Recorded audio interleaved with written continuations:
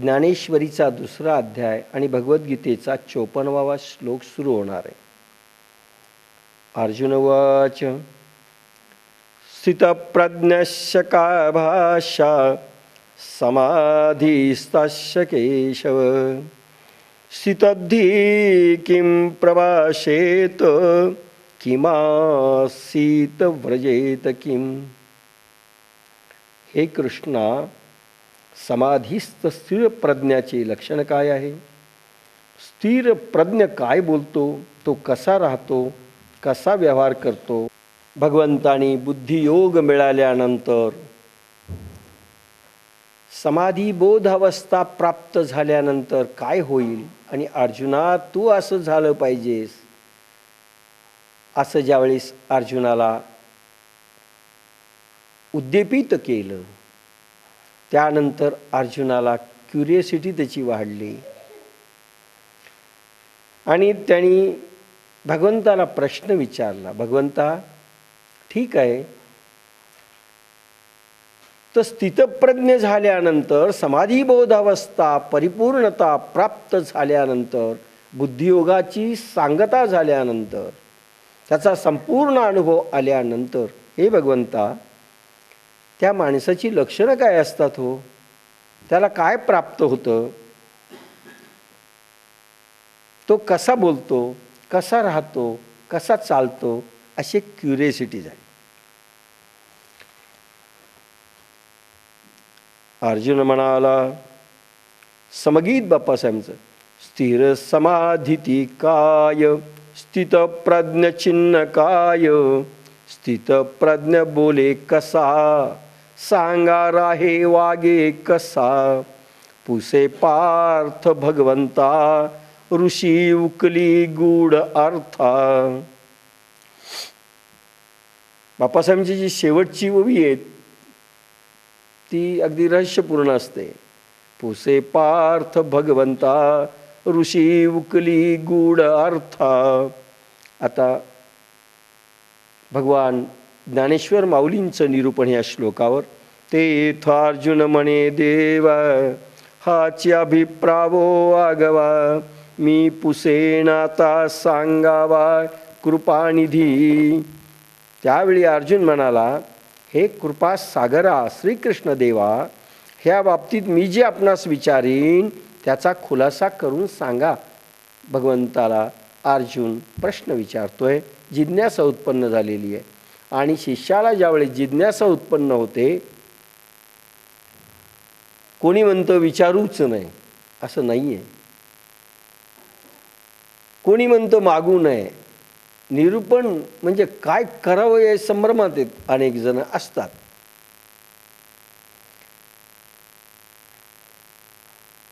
मागू नये असं नाही, देऊ नये असंही नाही. पात्रता आपली किती आली हे सांगणं जरुरी आहे. त्यावर सगळी इमारत आहे पुढे देण्याची आणि मागण्याची. मागितलं आणि आपण पात्र नसू तेही कळून जाईल की आपण अजून पात्र नाही आहेत. क्युरियोसिटी पाहिजे, जिज्ञासा पाहिजे, भूक लागली पाहिजे. आणि भूक लागली हे तुम्ही सांगितल्याशिवाय कसं कळेल? मार्गदर्शकाला, गुरुला तुम्हाला भूक लागली, एक जिज्ञासा, क्युरियोसिटी, हे पा अनाठाई सांगू नये, अनाठाई सांगू नये, अवेळी सांगू नये. काल यावा लागतो, वेळ यावी लागते. आणि त्याला जिज्ञासा उत्पन्न झाली पाहिजे. जिज्ञासा नसेल, पुष्कळ सुगरणवाहिनी एक चांगला स्वयंपाक केलेला आहे गृहिणीनी आणि भूकच नाही, तो नको म्हणतोय, काय उपयोग होणार नाही. जिज्ञासा पाहिजे, जिज्ञासू साधक. असा जिज्ञासू साधक आत्ता कुठे थोडा झाला आहे. अगोदर तर भगवंताला कुठलाही प्रश्न विचारायच्या मनस्थितीत नव्हता. तो म्हणत होता, छे छे छे, हे युद्धच बरोबर नाही, तू बरोबर बोलत नाहीस. एवढं भगवंतानी ज्यावेळेस समजून सांगितलं, त्यानंतर पहिल्यांदा अर्जुन एक जिज्ञासा झाली त्याला, आणि त्याला वाटायला लागलं की आपण हे केलं पाहिजे. मग अच्युत म्हणे सुखे जे किरीटी तूज निके, ते पुस पाऊन मेखे मनाचेणी. मग अच्युत भगवान श्रीकृष्ण म्हणतात, हे अर्जुना, तुला जे योग्य वाटेल ते संतोषित मनाने विचार बरे. उन्मेखे, पहा, दिसमूड होऊन नाही, कपाळाला आठ्या पाडून नाही विचारायचं, बोर झालो त्या टाईपमध्ये नाही विचारायचं. विचारायचं कसं? भगवंतानी स्पष्ट अर्जुनाला सांगितलंय, जे आपल्यालाही सर्वांना लागू आहे. आनंद संतोषाने विचारा. सांगा, जेवायला तुम्ही काय केलं? हे संतोष नाही. चेहरा कसा पाहिजे, भाव कशी पाहिजे, भावमुद्रा कशी पाहिजे, त्याला खरंच जिज्ञासा झालेली आहे, आतुरता वाढलेली आहे आणि संतोष झालेला आहे की आता ऐकावं. आता एक एक जे मी ऐकणार आहे त्याविषयीचा एक आनंद निर्मिती पाहिजे. इतकं पाहिजे. पहा, नाही तर कोणी विचारलं की सांगितलं जातं, हे बरोबर नाही. पण लक्षात घ्या, काय लक्षण पाहिजे साधकांचं, जिज्ञासूचं. तर भगवान म्हणतात, अर्जुना, योग्य वाटेल ते पण संतोष मनात धारण करून विचार. म्हणजे काय? चंचल मनाने विचारू नकोस, अशांत मनाने विचारू नकोस, विचारांचं चक्र मनामध्ये ठेवून विचारू नकोस. संतोष म्हणजे मनाला एक अशी अवस्था प्राप्त झालेली आहे, स्थिर झालेली आहे आणि विचार कुठलाच राहिलेला नाही. आणि आता फक्त मी श्रोता बनणार आहे, तुम्ही फक्त सांगा, एक एक शब्द मी कानात अगदी रिचवून घेईल. अशी स्थिती अर्जुनाची व्हावी, तो श्रोता व्हावा. आपल्या पहिल्या कॅसेटमध्ये आलंय काही पूर्वीच्या, त्याच्यामध्ये पहा, श्रोता म्हणजे काय. एक एक थेंब भगवान सांगत असताना तो अब्सॉर्ब करील चातकासारखा. म्हणून तू संतोषाने विचार असं म्हटलंय. या बोला पार्थे मणितले सांग पा श्रीकृष्णा ते, काय मणिपे स्थित प्रज्ञा ते, ओळखो केवी. मणितले सांग पा श्रीकृष्णा ते, काय मणिपे स्थित प्रज्ञा ते. नाही, या बोला पार्थे मणितले सांग पा श्रीकृष्णा ते, काय मणिपे स्थित प्रज्ञा ते, ओळखो केवी. यानंतर पार्थ श्रीकृष्णास म्हणाला, स्थिर बुद्धी कोणाला म्हणावे व तो ओळखावा कसा बरे. स्थिर बुद्धी, प्रज्ञा शब्द आहे. स्थित प्रज्ञा ते, स्थित प्रज्ञा. इंटेलिजंट कोशंट, अध्यात्मांक कोणाचा वाढला आहे? समाधी अवस्था प्राप्त झाल्यानंतर प्रज्ञा उमलते. प्रज्ञा उमलल्याचं पहिलं लक्षण मन शांत, प्राण शांत, प्राण स्थिर झालेला आणि मन शांत झालेलं असलं पाहिजे. प्रज्ञा, हालचाल नाही, दुसरे कुठले विचार नाही.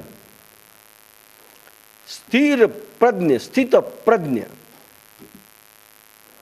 त्याला म्हणतात इंटेलिजंट कोशंट. स्थित प्रज्ञ, प्रज्ञा शब्द आहे.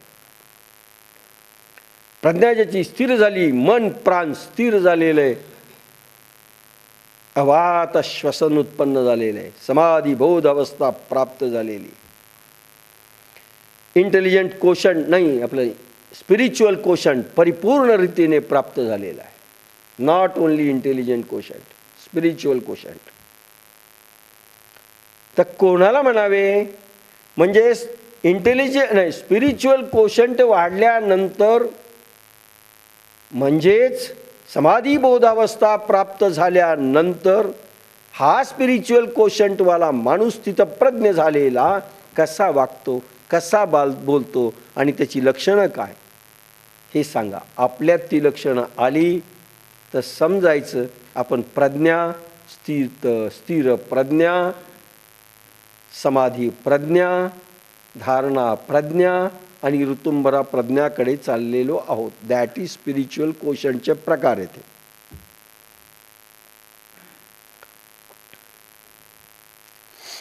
आणि स्थिर बुद्धी जो म्हणिजे तो कैसिया चिन्नी जाणिजे. जो समाधी सुख भुंजे अखंडित आणि जो स्थिर बुद्धी म्हणला जातो व जो समाधी सुखाचा निरंतर अनुभव भोगतो तो कोणत्या लक्षणाने ओळखावा. पहा, आधी प्रज्ञावान त्याचं लक्षण आणि स्थिर बुद्धी, इंटेलिजंट कोशंट आणि इमोशनल कोशंट ज्यांचा परफेक्ट झालेला आहे, पुन्हा बुद्धी शार्प झालेली आहे पण स्थिर झालेली आहे, कुठलेच मनात आगाऊ विचार होत नाहीत. पहा विद्यार्थ्यांना किती अनुकूलता आहे, म्हणजे कसं केलं पाहिजे विद्यार्थ्यांनी ते पहा. आणि स्थिर बुद्धी त्याच वेळेस होते ह्या ओवीतच दिलेलं आहे की समाधी सुखाचा निरंतर अनुभव जो भोगतो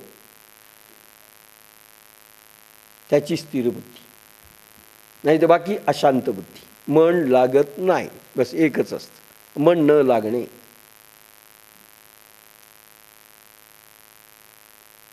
त्याचा अनुभव काय येतो, कोणत्या लक्षणाने तो ओळखावा, कसं समजावं, असं भगवंताला अर्जुनाने प्रश्न विचारला आहे.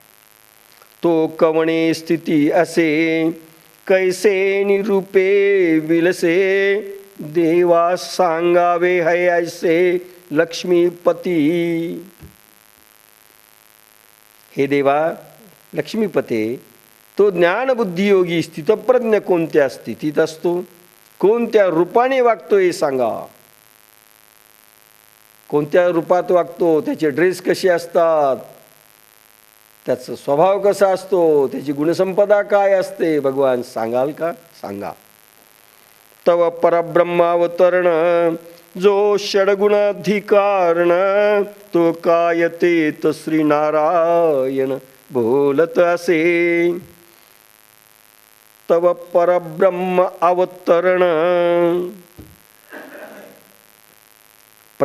परब्रह्म अवतरण पूर्ण अवतार, परब्रह्माचा अवतार प्रत्यक्ष भगवान श्रीकृष्ण आहे. परब्रह्माच्या मुशीतून जे मूळ परब्रह्म आहे, ज्यांनी संपूर्ण अनेक ब्रह्मांड आणि विश्व निर्माण केलंय, त्या परब्रह्माच्या मुशीतून जे अवतीर्ण झालं तो म्हणजे भगवान श्रीकृष्ण. तव परब्रह्म अवतरण जो षडगुणाधिकरण. षडगुणाधिकरण, षडगुण कोणकोणते आहेत, भगशक्तीचे, यश, श्री, ज्ञान, वैराग्य, ऐश्वर्य, धर्म, हे भगवंताचे 6 गुण.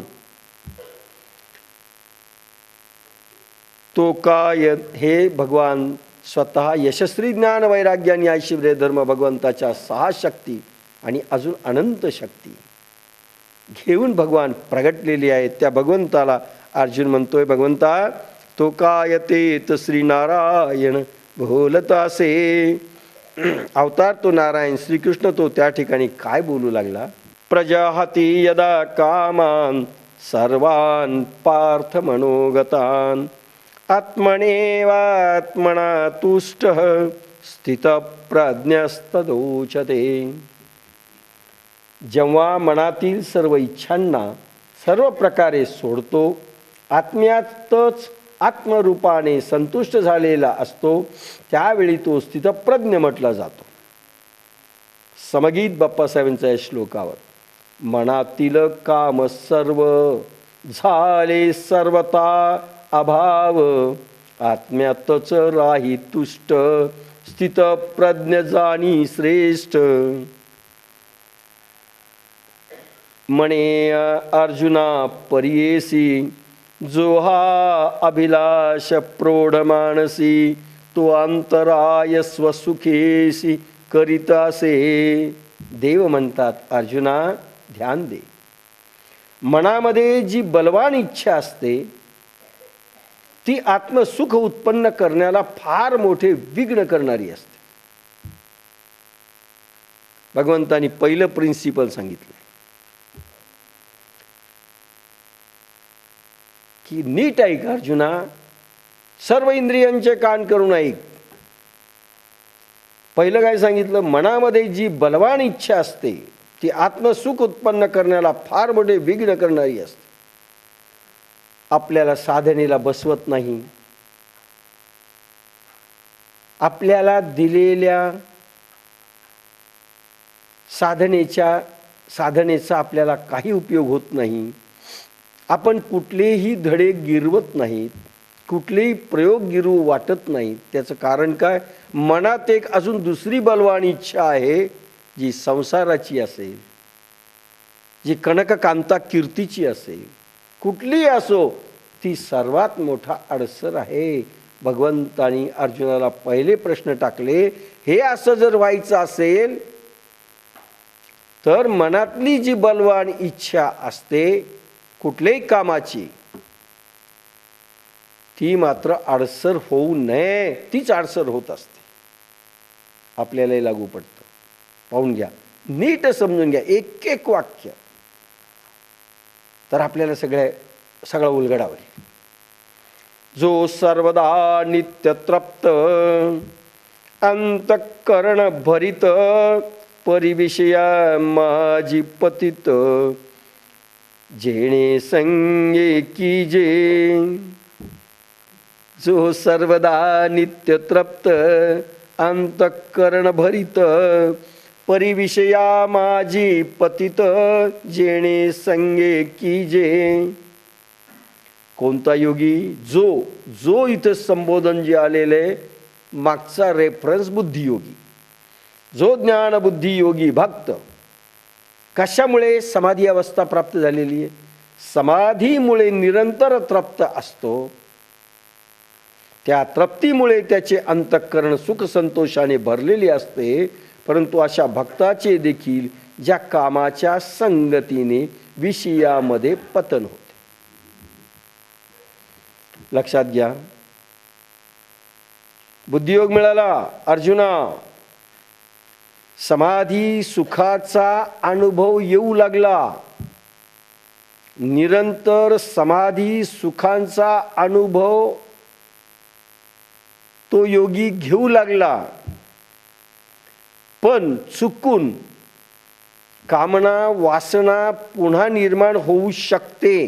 ती जर झाली म्हणजे एकीकडे सुखसंतोष निर्माण झालेला आहे, पण एकीकडे पुन्हा जर कामना निर्माण झाली, तिथूनही तो खाली पडू शकतो. विषयात पतन होते. उदाहरण माहिती आहे तुम्हाला. विश्वामित्राने 60 हजार वर्ष तप केलं, साधना केली. साधना केल्यानंतर ती साधना पूर्ण होऊ नये म्हणून इंद्राला काळजी पडली की कुठं आपलं सिंहासन मागेल, आणि म्हणून इंद्राने मेनकेला पाठवलं. समाधी सुखामध्ये हजारो वर्ष राहत असणाऱ्या विश्वामित्राला देखील त्या मेनकेनी कामवासनेच्या भावनेनी अगदी प्रहार केला आणि विश्वामित्राचं पतन झालेलं आहे. म्हणून पहा, एक शब्द येतो ज्याचे अर्थ सगळे उलटसुलट घेतात. अर्थ काय? ज्ञान बुद्धी योगामध्ये जरी तुमची परिपूर्णता झाली तरी कामवासना संपूर्ण संपली असं काही समजू नका. ती कुठे ना कुठे शिल्लक असते, आणि थोडी जरी शिल्लक असली तरी त्याचं पतन होतं. आपलं तर सगळंच शिल्लक आहे. केवढं अवघड आहे. थोडी झाली तरी का होते? मग ज्ञानी बुद्धियोग योग आहे की नाही? आता इथे काही गर्भित अर्थ आहे, थोडा सांगतो जो ओवीत नाही सांगितला. का पतन होतं असा एक प्रश्न येतो. कारण ओवीत काय म्हटलंय? जो सर्वदा नित्य तृप्ती आहे, त्याला काही मागायचं नाहीये, अखंड समाधी सुखामध्ये पहुडलेला आहे. अंतःकरण भरित, अंतःकरणाने भरत आलेलं आहे, संतोषाचं, शांतीचं, आनंद आलेला आहे. तरीही त्याचं पतन होऊ शकतं. पण कामवासना विषया माझी विषयामध्ये थोडा जरी चालला त्याला देखील खाली पडावं लागतं. काम त्याला सोडत नाही, विषय त्याला सोडत नाही. कारण काय? म्हणून अनेकदा ज्यावेळेस टीका होते भक्ती श्रेष्ठ आहे आणि ज्ञानोत्तर भक्ती हा जो विषय सांगितला जातो, भक्ती श्रेष्ठ आहे याचा अर्थ ज्ञान कनिष्ठ आहे असं घेऊ नका. ज्ञान अलीकडची पायरी आहे. ज्ञानाशिवाय भक्ती नाही आहे. ज्ञान योगाशिवाय भक्तियोग मिळू शकत नाही. बुद्धियोगाशिवाय भक्तियोग मिळू शकत नाही. हे जे टीका चालते त्यांना काहीही समजलेलं नसतं असं समजायला हरकत नाही, सांगायला हरकत नाही. कन्फ्युजन स्टेटमध्ये. ज्ञानपूर्व भक्ती आणि ज्ञानोत्तर भक्ती. ज्ञानोत्तर भक्तीमध्ये भक्तियोग येतो. का पडावं लागतं? कारण आनंद तर याच्यातही लिहिलेला आहे, अध्यात्म शक्ती याच्यातही असते. ज्ञानयोगामध्ये, बुद्धियोगामध्ये तृप्ती हा शब्द लिहिलेला आहे, आनंद हा शब्द लिहिलेला आहे. आनंदाचे 4 प्रकार आहेत.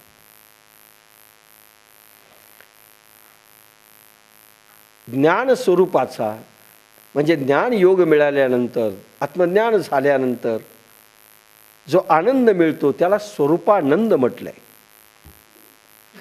स्वरूपानंद. योगामध्ये बुद्धियोग मिळालेला आहे, अनुभव येतोय, म्हणजे साधक झालेला आहे माणूस, अनुभव येतोय, त्याला अनुभवानंद म्हटलंय. अनुभव आल्यानंतर होणारा आनंद. तुम्हाला साधनेमध्ये कर्मयोगाच्या एखादं दर्शन झालं, किती आनंदाचं भरतं येतं.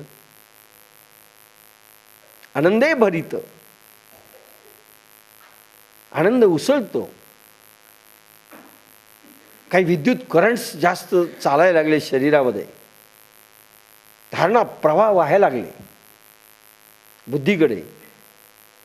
बुद्धी अगदी निर्विकार झाली, निर्विचारी झाली, वैराग्य वाढलं, योगाग्नी खूप प्रगटला, वैराग्य भाव उत्पन्न झाला, योगाग्नी वाढला. त्यावेळेस कशी मस्ती असते, त्याला अनुभवानंद म्हटलंय.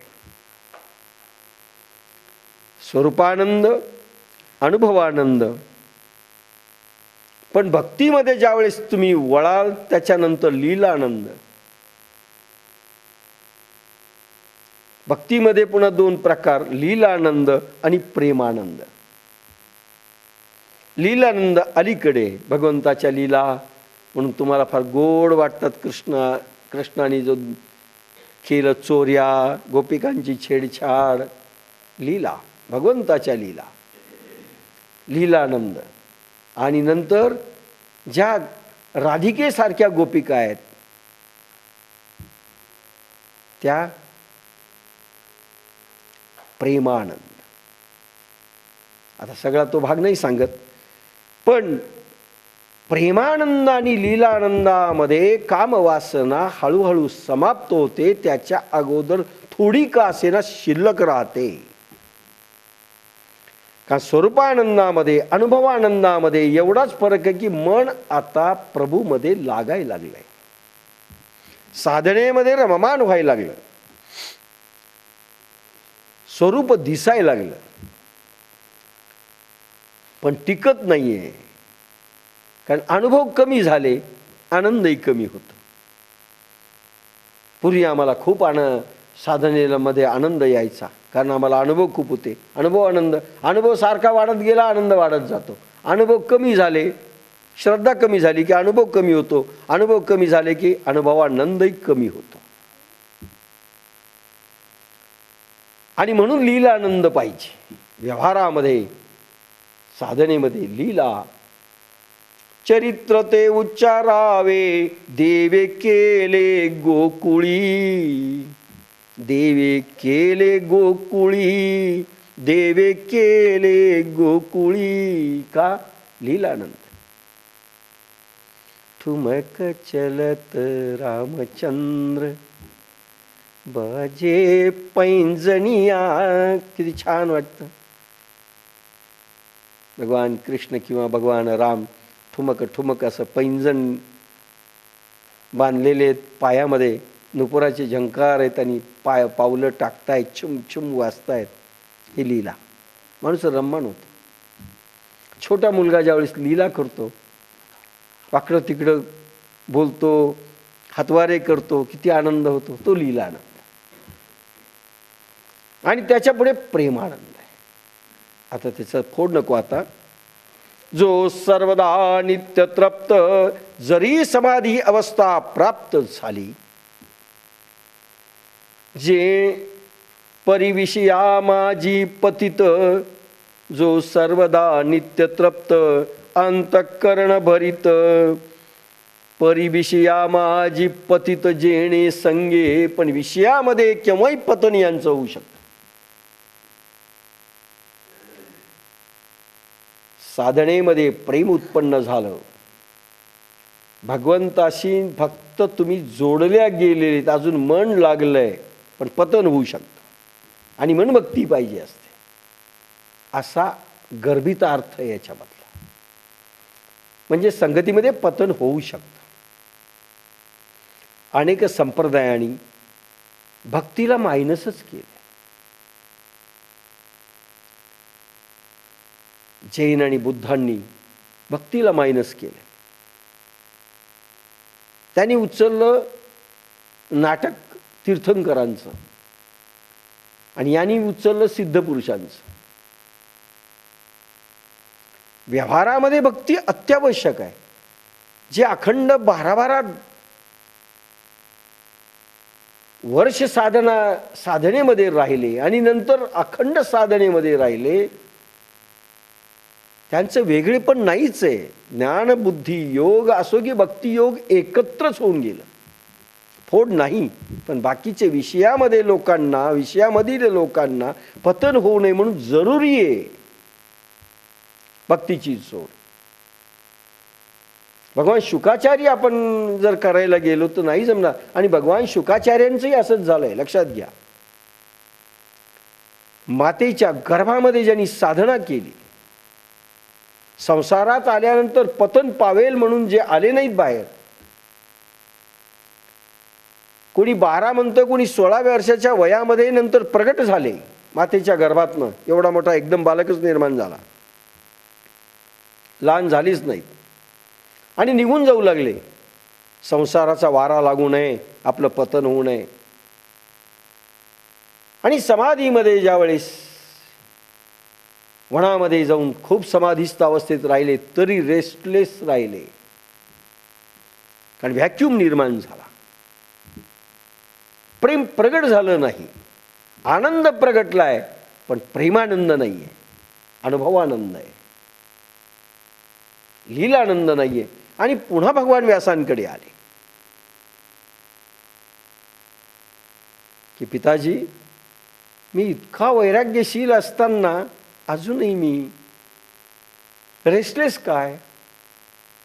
अरे, लीलानंद आणि प्रेमानंद निर्माण होण्याकरिता भगवंताच्या गोकुळामधल्या कथा तू लिही, भागवत कथा सांग आणि लिही.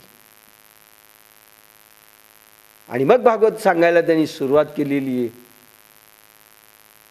भागवत कथा ऐकण्याकरिता अगोदरची मस्ती, अनुभवानंद आणि स्वरूपानंदाचा जो अधिकारी असेल तो भागवत कथेच्या लीलानंद आणि प्रेमानंद ऐकण्याचा अधिकारी होईल.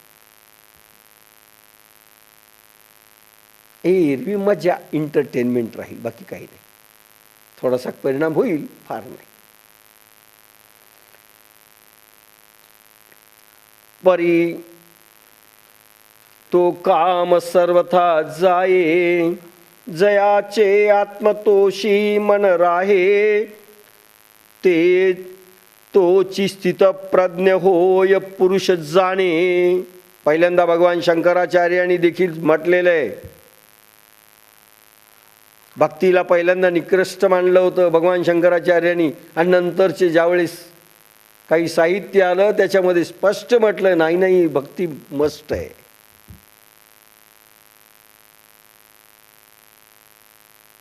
हे तर ब्रह्मसत्य असंच म्हणत होते. नंतर भक्तीकडे आले. जो काम सर्वथा जाये, जयाचे आत्मतोषी मन राहे, तोची स्थित प्रज्ञ होय पुरुष जाणे. तो काम सर्वथा जाये, मनातली काम इच्छा वासनाची पूर्ण निवृत्ती झाली पाहिजे. मनात दबून राहिलेली नको. पहिलं त्याचं क्रायटेरिया आहे, नाही तर त्याचं पतन होऊ शकतं किती उंच गेला तरी. तो निर्विकल्प समाधीतही अडथळा करणारा काम जेव्हा कर्मवासनामय शरीर परमाणूंचा क्षय पूर्ण निर्विषय होऊन सर्व प्रकारे नाहीसा होतो. अनेकांना वाटतं की काही साधना करताना आम्हाला चढवावं. त्यांच्यासाठीची ओवी ही, जोपर्यंत मनामध्ये काम वासना कुठलेही विकार शिल्लक राहतील तोपर्यंत तुम्हाला किती चढवलं तरी पडल्याच तुम्ही जमा आहेत. बिलकुल पडणार. घोड्यावर रपेटच करता येत नाही. रडणारा माणूस घोड्यावर बसला, गॅलपिंग हॉर्स, उपयोग काय? तो पडणारच. त्याला पात्रताच यावी लागते. म्हणून जो एक थोतांड चाललंय जगामध्ये की आम्हाला हात ठेवला की पूर्ण होतं ना, आम्हाला फक्त असं द्यावं, हा दुकानदाऱ्या चालवण्याकरता धंदा चांगला आहे. अध्यात्माची एक दुकानदारी असते, त्या संतांकरता ठीक आहे. ते माऊलींची दुकानदारी नाही, भगवंताची नाही म्हणून स्पष्ट सांगितलंय, आपली नाही. जो काम सर्वथा जाये, पूर्ण वासनेचा क्षय झाला पाहिजे. नाही तर जरी दिलं तरी कोसळणार हा माणूस. संसाराच्या, संसार सुखांच्या, संसार आसक्तीच्या, फल आसक्तीच्या, काम आसक्तीच्या वासना थोड्या जरी शिल्लक राहिल्या, सूक्ष्म रूपाने जरी राहिल्या, सूक्ष्म रूप समजतं का कसं आहे? आई असते, तिच्या मनात असतं एक सुंदर नवरा मिळावा.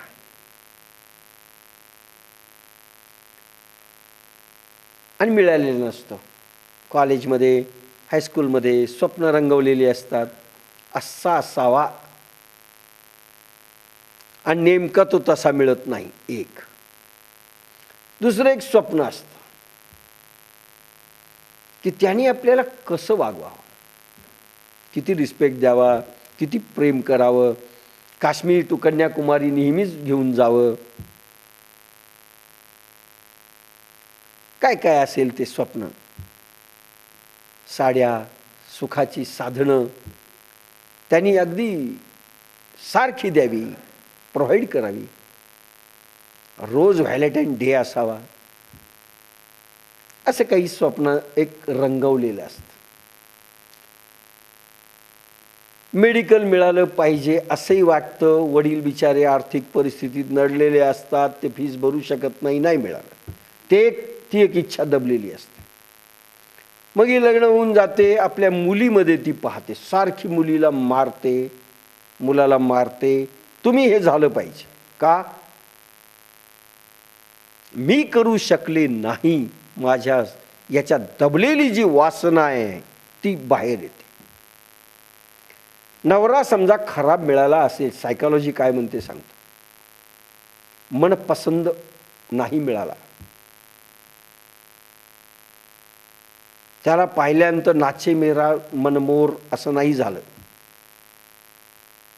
नाचे मनमोर थैया थैया असं असतं ना, ते समजा नाही झालं. मग काय करते, नवऱ्याला तर जास्त बोलत नाही, त्याच्याशी जे चिडखोर स्वभाव असतो, पण पोराला मारते, ती त्यांना दन मारते. वड्याचं तेल वांग्यावर गेलं म्हणतात.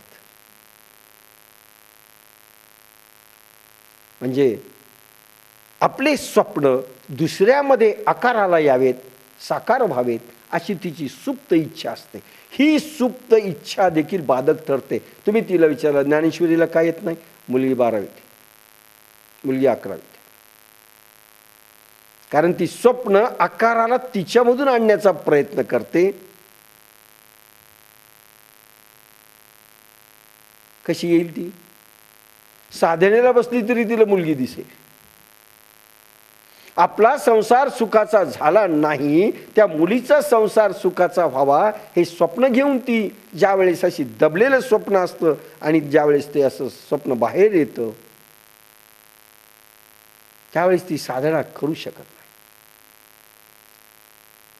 आपल्याला पैशाची चणचण आहे, आर्थिक चणचण आहे, पोरांना आणि पोरींना भविष्यकाळात राहू नये ही झालेली सुप्त वासना दबलेली, त्या पोरांमध्ये ती परिपूर्ण व्हावी ज्यावेळेस असं वाटतं त्यावेळेस ही बाई, हा माणूस साधना करू शकत नाही. याला म्हणतात सुप्त प्रसुप्त असलेल्या भावना जरी अशा राहिल्या दबलेल्या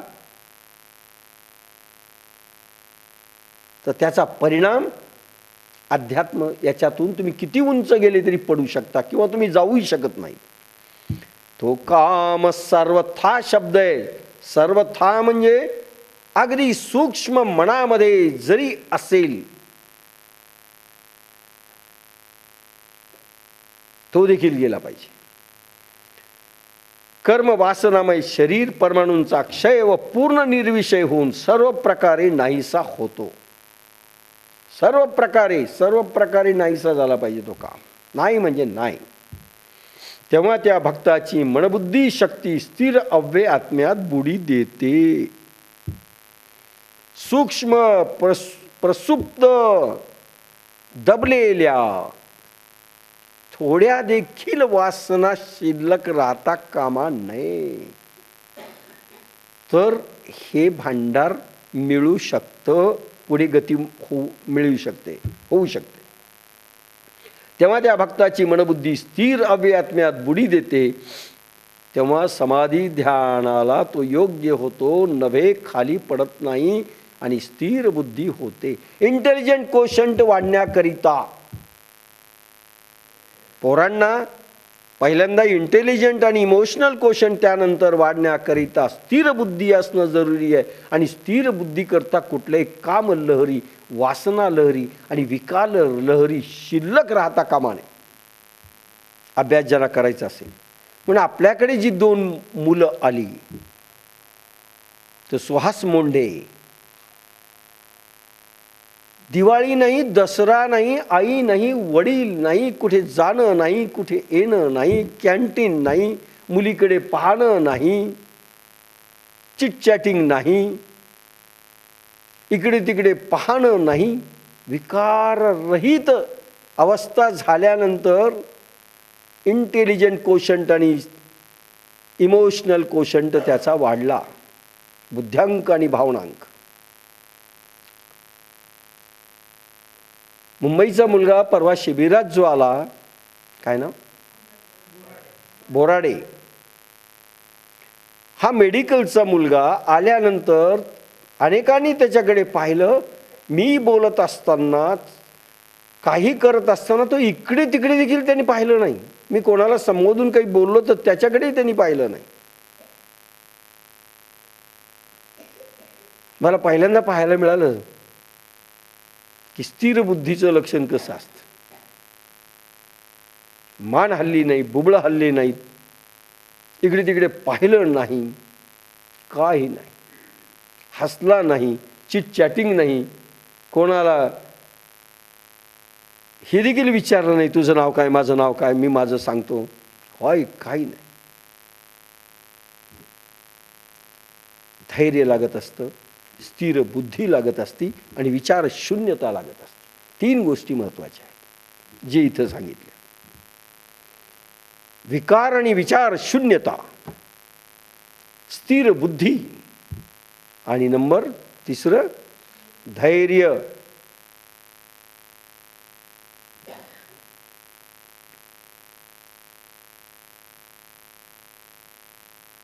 त्यावेळेस विद्यार्थ्यांची प्रगती होते, साधकांची गती होते. विद्यार्थ्यांनी अभ्यासात प्रगती करावी, साधकांनी साधनेत गती मारावी, त्याच्याकरता मस्ट आहे. कुठल्याच कामविकार शिल्लक राहता कामा नये. आणि जे जे पोरं शिबिराला आले त्यांना कोणाला वाटलं टेन्शन राहिलेली आहे, काम शिल्लक आहे, आकर्षण शिल्लक आहे आणि साधना दुय्यम वाटली, धैर्य नाहीये, स्थिर बुद्धी नाहीये, एमही नाहीये आणि विकार आणि विचार शून्यताही नाही, काय गती होणार आहे? आम्हाला वेळ नाही. तो काम सर्वथा जाये,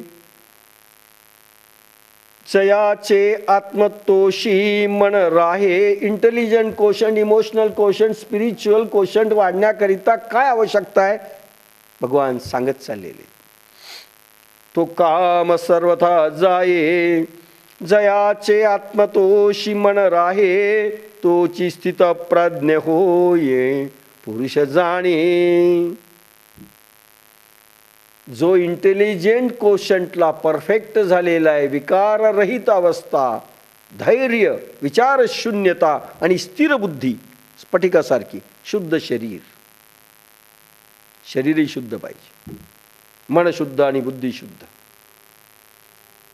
मग इमोशनल कोशंट वाढला पाहिजे आणि मग स्पिरिच्युअल कोशंट, आणि मग तो स्थिर बुद्धी होऊ शकतो, स्थितप्रज्ञ होऊ शकतो, म्हणजे स्पिरिच्युअल कोशंटचा धनी होऊ शकतो, अध्यात्मांकाचा धनी.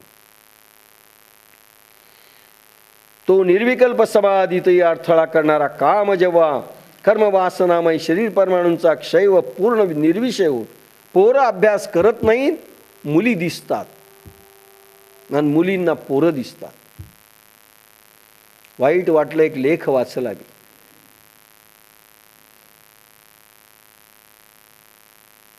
दहावीच्या पोरींनी 11वीच्या पोरांना सेंड ऑफ दिला. सिंपल आहे, नेहमी दिला जातो. त्या रात्री नंतर असा डान्स झाला जो तुम्हाला पिक्चरमध्ये पाहायला मिळतो. वासनेचा धिंगाणा झाला. जोड्या जोड्यांनी ते आफ्रिकन नृत्य, त्या गाण्याच्या चालीवरती जो डान्स सुरू झाला, मेकअप करून पोरं पोरी आली होती, ड्रेस तसे घातले होते, आणि नंतर वासनेपर्यंत ते गेले. वडिलांनी ज्यावेळेस सांगितलं, त्याला शिक्षकांनाही माहिती नव्हतं असा प्रकार झाला. पोरांना विचारलं, म्हणे तुम्हाला पाहिजे ना मेरिट? आम्ही मेरिट 80% आलेलो आहोत, आता आम्ही एंटरटेनमेंट करतोय. काय बिघडलं? हे हाल आहेत. इंटेलिजंट कोशंट वाढणं म्हणजे विकार अवस्था वाढणं असं नाही.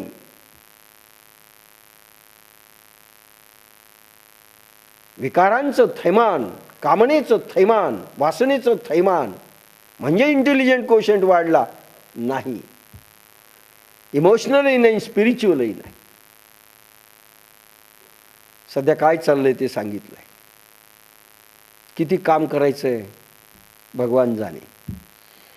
तो काम सर्वथा जाये, जयाचे आत्मतोषी मन राहे. आणि मनामध्ये सारखी जर पोरगी दिसत असेल आणि मनामध्ये ह्या बाप्याला जर मुलगा दिसत असेल, बाईला, पोरीला, काय अभ्यास होणार आहे?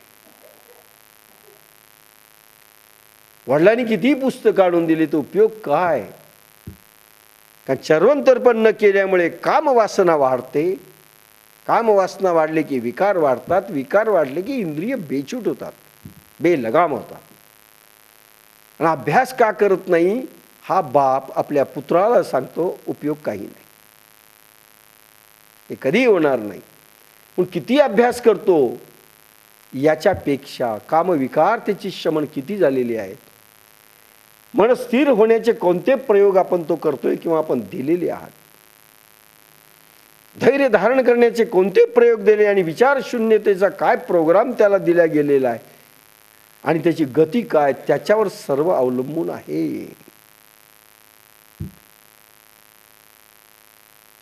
सर्व प्रकारे नाहीसा होतो, तेव्हा त्या भक्ताची मनबुद्धी शक्ती स्थिर अव्ययात्म्यात बुडी देते. तेथे त्याचे मन आत्मस्तोषात सुखी होते. असा पुरुष स्थित प्रज्ञा असतो, हे ओळख. मनबुद्धी ज्या भक्तांची पूर्ण विकार नाहीसे झाली आणि मनबुद्धी विचार शून्य होऊन ज्यावेळेस आत्म्यामध्ये बुडी अखंडपणे देते, त्यावेळेसच तो स्थित प्रज्ञ झाला. नसेल जर विकार शिल्लक राहिले तो केव्हाही खाली पडू शकतो. तर हे पोरांचे तर विकारच गेलेले नाहीत, काय करणार ती दिव्य.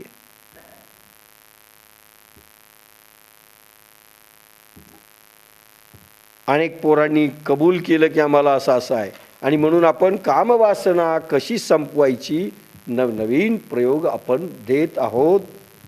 ज्यांनी विचारलं त्यांना दिलेले.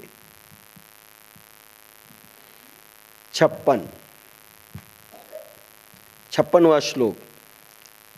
दुःखेष्वनुद्विग्नमना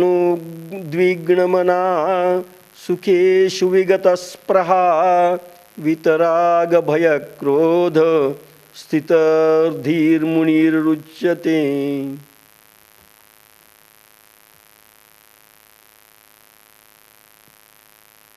अध्यात्मादी दुःखे आली तरी मन उद्विग्न होत नाही. अनेक सुख भोगात तीलही इच्छा गेली आहे, ज्याचे राग भय क्रोध गेलेले असतात.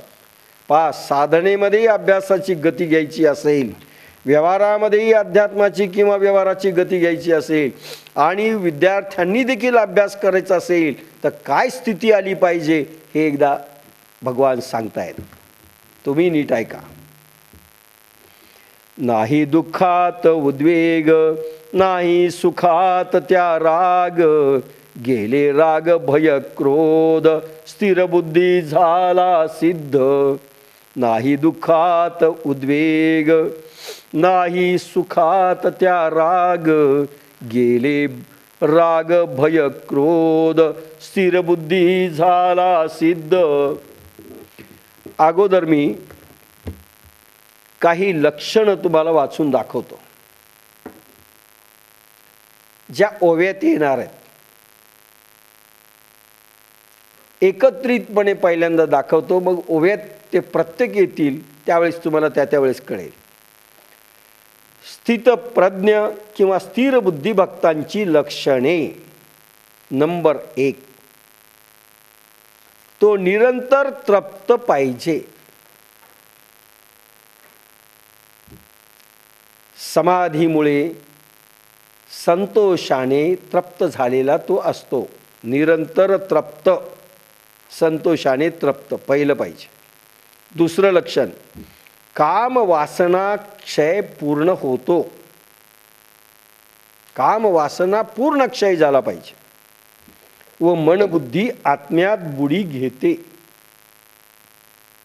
हे दोन बरं का. काम वासना पूर्ण क्षय व मनबुद्धी नंतर ज्याची आत्म्यात बुडी घेते. 3, नाना दुःखे व सुखे. या सुखदुःखाची द्वंद्वावर परिणाम होत नाही. सुखदुःखादी द्वंद्वावर परिणाम होत नाही, कारण आटणीत देह अमाई होतो. नाना दुःखे सुखे किंवा दुःख सुख याचं द्वंद्व याला छळीत नाही. 4, निर्भय असला पाहिजे, भीतीच नाही. प्राण मन बुद्धी अहंकार अव्ययात्म्यात ऐक्य पावल्यास अहिंसेची सिद्धी होते. अहिंसा त्यावेळेस सिद्धी होते ज्यावेळेस तो निर्भय झालेला पाहिजे. अहिंसेची सिद्धी प्राप्त झाली की त्याला भीतीच नाही. साप आला, भूत आला, परीक्षा आली, भीतीच नाही. मृत्यू आला तरी भीती नाही. 5, अभ्यासात जर व्हायचं असेल खूप मोठं परफेक्ट सांगत चाललोय. 5, कर्मवासनामय देहाची आठवणी करणारा. कर्मवासनामय देह त्याची आठवणी झाली पाहिजे. 6, सर्वाभूती समरसता, उच्च नीच भेद रहित स्थिती झाली पाहिजे. सर्वाभूती समरसता, उच्च नीच भेदरहित स्थिती. 7 अखंड समता, प्राण्याविषयीची दया, चित्त न पालटणे व बुद्धीची समता न ढळणे. पहा पुन्हा, अखंड समता, कॉमा, प्राण्याविषयीची दया, चित्त न पालटणे व बुद्धीची समता न ढळणे. 8 चांगले वाईट घडले तरी परिणाम होत नाही. आपल्या जीवनात चांगलं घडो की वाईट घडो त्याचा परिणाम होत नाही. 9 स्थूल सूक्ष्म कारण देहाची आटणी झाल्यामुळे मनबुद्धी आत्मानुभवाने परिपूर्ण असते, म्हणून हा हर्ष शोक रहित असतो. पहा पुन्हा, स्थूल सूक्ष्म व कारण देहाची आटणी झाल्यामुळे मनबुद्धी आत्मानुभवाने परिपूर्ण असतो, म्हणून हर्ष शोक रहित असतो. 10 कासवाप्रमाणे आनंदाचे क्षण उपभोगणे व आवरणे. पुढे ओवे येतील. ज्याला जमते इंद्रिय आज्ञा त्यांची ऐकतात व पाळतात. 10 काय, कासवाप्रमाणे ज्यांना आनंदाचे क्षण उपभोगता येतात व आवरताही येतात, ज्याला हे जमते त्याची इंद्रिये ऐकतात, गुलाम असतात. 11 इंद्रियामधून विषय त्याग करीतात. 12 सर्वेंद्रिये सहित जिभेवर ताबा असला पाहिजे. सर्व इंद्रियासहित जिभेवर ताबा असला पाहिजे. आपलं तेच तर भानगड आहे, जिभेवर ताबा नाही. 13 निर्विषयता होऊन निर्विषय परब्रह्माचा अनुभव घेणारे. 13 काय, निर्विषयता होऊन निर्विषय परब्रह्माचा अनुभव घेणारे. म्हणजे निर्विषय होऊन निर्विषय परब्रह्माचा अनुभव घ्यावा, देव होऊन देव पावा, असा अर्थ आहे. आपण टुक्कार माणूस राहतो तर देव पाहायची इच्छा करतो. How it can possible. 14 शरीरात मी ब्रह्म आहे असा अनुभव प्रगटतो, त्यावेळी इंद्रिय विषय विसरतात. 14 शरीरात मी ब्रह्म आहे असा अनुभव प्रगटतो, त्यावेळी इंद्रिय विषय विसरतात. 15 सर्व विषयातील आसक्ती सोडणारा. पुन्हा पहा, 15 सर्व विषयातील आसक्ती सोडणारा तो असतो स्थितप्रज्ञ. 16 जो सदा सर्वदा आत्मबोधयुक्त स्थितीत असतो. जो सदा सर्वदा आत्मबोध युक्त स्थितीत असतो व परमेश्वराला विसरत नाही. परमेश्वराला विसरत नाही. 17 विषय सुखांची थोडी लहर नसता विवेकाचा घात होतो. पहा, विषय सुखाची थोडी लहर शिल्लक राहू नये मनामध्ये, नसता विवेकाचा घात होतो. विवेक जरी निर्माण झाला, पडले खाली. 18 राग द्वेष वाढतो, कारण विषय त्याग करीतो. नाही, राग द्वेष काढतो कारण विषय त्याग करीतो, किंवा राग द्वेषाचे परमाणू काढल्यास विषयात रमल्यास ते बाधत नाहीत, ते विरागी होतो. रागद्वेषाचे परमाणू काढल्यास विषयात रमल्यास ते बाधत नाहीत. रागद्वेष गेला पाहिजे आणि मग विषयात रमलं पाहिजे, ते बाधत नाही. आणि रागद्वेष तुम्ही नाही काढले आणि विषयात रमले की गेले कामातून. 19 बाह्य विषयात सुद्धा अखंड अनुसंधान असले पाहिजे. बाह्य विषयात देखील बाह्य विषय अभ्यास करायला येत, कोणाकडे पाहायला येत, काहीही तुम्ही करा, व्यवसाय करा, व्यवहार करा, काम करा, बाह्य विषयात सुद्धा अखंड अनुसंधान असले पाहिजे. एक विषय, एक विचार, ते इथे आहे पहा. अखंड अनुसंधान, तोच समोर दिसला पाहिजे, दुसरं नाही. 20 शुद्ध आत्मस्वरूप होऊन राहणे. शुद्ध आत्मस्वरूप होऊन राहणे. 21 चित्तात निरंतर प्रसन्नता असणे. चित्तात निरंतर प्रसन्नता म्हटलंय, अखंडित प्रसन्नता असली पाहिजे चित्तात. 22 पुरुषाच्या बुद्धीतून अमृत झरा वाहतो, म्हणून तहान भूक विसरतो. तो जो आत्मपुरुष आहे किंवा ती स्त्री आहे, तिच्या बुद्धीतून सतत अमृत झरा वाहतो, म्हणून तहान भूक त्यावेळेस तो विसरतो. 23 शांती प्राप्त झालेला असतो तो. 24 रखरखीत वैराग्य असते. रखरखीत वैराग्य. 25 वृद्धी सिद्धी प्राप्त झाल्या तरी संतोष ढळत नाही. 25 म्हणजे वृद्धी सिद्धी प्राप्त झाल्या तरी संतोष ढळत नाही. संकल्प सिद्धी नसली तरी धीर खचत नाही. 26 अहंकार लीन करून प्रखर वैराग्य आणि विवेक जागृत करून अखंड युक्त राहून विश्वाकार होतो. हा स्थितप्रज्ञ काय काय? अहंकार लीन करून, प्रखर वैराग्य निर्माण करून आणि विवेक जागृत करून अखंड युक्त राहून विश्वाकार होतो. 27 निष्काम, निष्कंप, निस्पंद ब्राह्मी स्थिती अनुभवितात. 27 काय? निष्काम, तो निष्काम झाला पाहिजे. नंतर निष्कंप, नंतर निस्पंद ब्राह्मी स्थिती तो अनुभवितो. 28 प्राणशक्ती चिद्रूपात मिळताना त्रास होत नाही. शेवटी काय?